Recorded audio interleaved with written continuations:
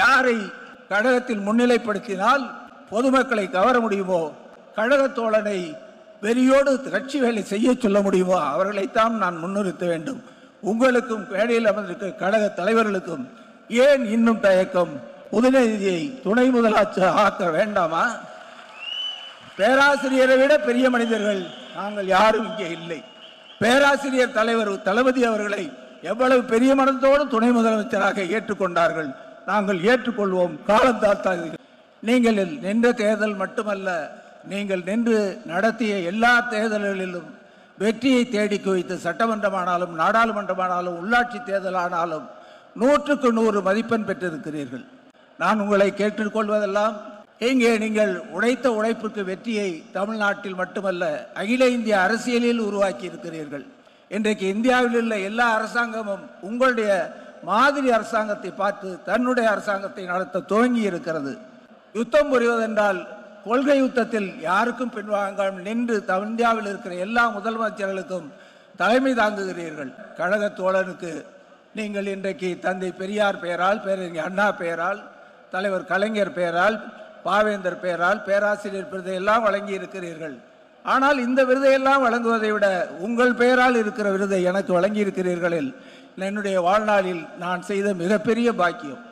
தாழ்ந்த தமிழகத்தின் வீழ்ச்சியை எழுச்சியாக மாற்ற உருவாக்கப்பட்ட திராவிட முன்னேற்ற கழகத்தின் 10ஆவது ஆண்டில் நடைபெறுகிற முப்பெரு விழாவில் விருதுகளை வழங்கி உரையாற்ற இருக்கிற எங்களின் கழக காவலர், இன்றைய தமிழகம் முதலமைச்சர்களுக்கெல்லாம் முன்மாதிரியான முதலமைச்சர் மாண்புமிகு தலைவர் முதல்வர் தளபதி அவர்களே, நிகழ்ச்சியில் தலைமையேற்றிருக்கிற கழகத்தின் பொதுச் செயலாளர் அண்ணன் துரைமுருகன் அவர்களே, கழகத்தின் பொருளாளர் அண்ணன் TR பாலு அவர்களே, இன்றைய தமிழகத்தில் தளபதியோடு இணைந்தும் எதிர்கால தமிழகத்தை வழிநடத்தவும் இருக்கிற எங்களுடைய ஆருயிர் இளவல் அன்புக்குரிய தம்பி உதயநிதி அவர்களே, கழகத்தினுடைய முன்னோடிகளே,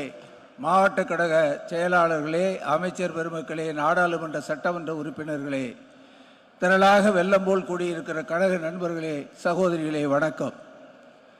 திராவிட முன்னேற்ற கழகத்தில் வெள்ளி விழா ஆண்டை தலைவர் கலைஞர் கொண்டாடினார். பொன்விழா ஆண்டை நம்முடைய தலைவர் கலைஞர் கொண்டாடினார். பவள விழா ஆண்டை நீங்கள் கொண்டாடி இருக்கிறீர்கள்.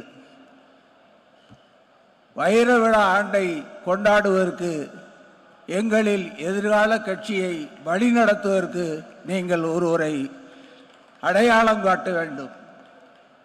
திராவிடத்தின் எழுச்சியை தலைவர் கலைஞர் மறைவுக்கு பிறகு இந்த ஆட்சி மறுபடியும் மீண்டும் அரியணை ஏறுமா, இவர் முதலமைச்சர் ஆவாரா என்றெல்லாம், வெற்றிடம் ஏற்பட்டது என்றெல்லாம் பத்திரிகைகள் யூகம் சொல்லினர்.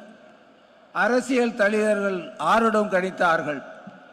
ஆனால் அவைகளெல்லாம் துச்சமென மதித்து உங்கள் கடும் உழைப்பால் கழகத்தினுடைய கௌரவத்தையும் கழக தோழருடைய சுயமரியாதையையும் காப்பாற்றி இருக்கிறீர்கள்.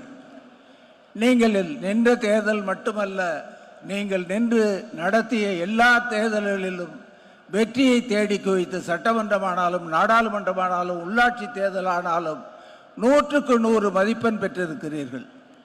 நான் உங்களை கேட்டுக்கொள்வதெல்லாம், இங்கே நீங்கள் உழைத்த உழைப்புக்கு வெற்றியை தமிழ்நாட்டில் மட்டுமல்ல அகில இந்திய அரசியலில் உருவாக்கி இருக்கிறீர்கள். இன்றைக்கு இந்தியாவில் உள்ள எல்லா அரசாங்கமும் உங்களுடைய மாதிரி அரசாங்கத்தை பார்த்து தன்னுடைய அரசாங்கத்தை நடத்த துவங்கி இருக்கிறது. மத்திய அரசோடு சமரச போக்குகள், அவர்கள் வந்தால் சமரசம் இல்லை, நம்மளோடு பாரவர்கள் யுத்தம் புரிவதென்றால் கொள்கை யுத்தத்தில் யாருக்கும் பின்வாங்காமல் நின்று இந்தியாவில் இருக்கிற எல்லா முதலமைச்சர்களுக்கும் தலைமை தாங்குகிறீர்கள். அப்படிப்பட்ட ஒரு இயக்கத்தில் கழக தொண்டன் தன்னுடைய உறுப்பினர் சீட்டையே ஒரு உயிராக கருதுகிறவன். அப்படிப்பட்ட கழக தோழனுக்கு நீங்கள் இன்றைக்கு தந்தை பெரியார் பெயரால், பேரறிஞர் அண்ணா பெயரால், தலைவர் கலைஞர் பெயரால், பாவேந்தர் பெயரால் பேராசிரியர் விருதையெல்லாம் வழங்கி இருக்கிறீர்கள். ஆனால் இந்த விருதையெல்லாம் வழங்குவதை விட உங்கள் பெயரால் இருக்கிற விருதை எனக்கு வழங்கி இருக்கிறீர்களில் என்னுடைய வாழ்நாளில் நான் செய்த மிகப்பெரிய பாக்கியம். காரணம், என்னுடைய ஒவ்வொரு சோதனையான காலகட்டத்திலும் துணை நின்று என்னை தூக்கி நிறுத்தி இருக்கிறீர்கள்.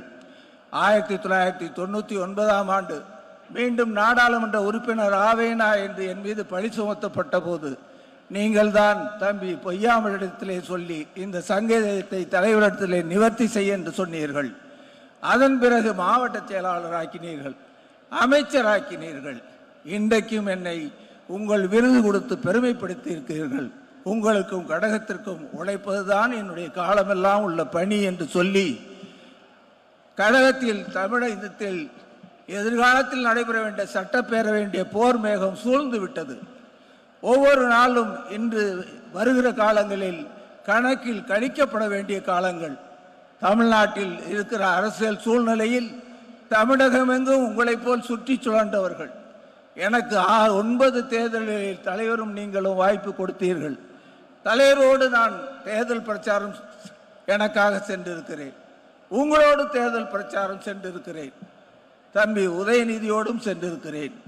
உங்களிடத்தில் பொதுமக்கள் காட்டுகிற அன்பு, கட்சி தோழர்கள் காட்டுகிற விசுவாசம் வேறு எந்த தலைவரிடத்திலும் எங்களை எல்லாம் காட்டுவதில்லை என்பதுதான் உண்மை. யாரை கழகத்தில் முன்னிலைப்படுத்தினால் பொதுமக்களை கவர முடியுமோ, கழக தோழனை வெறியோடு கட்சி வேலை செய்ய சொல்ல முடியுமோ அவர்களைத்தான் நான் முன்னிறுத்த வேண்டும்.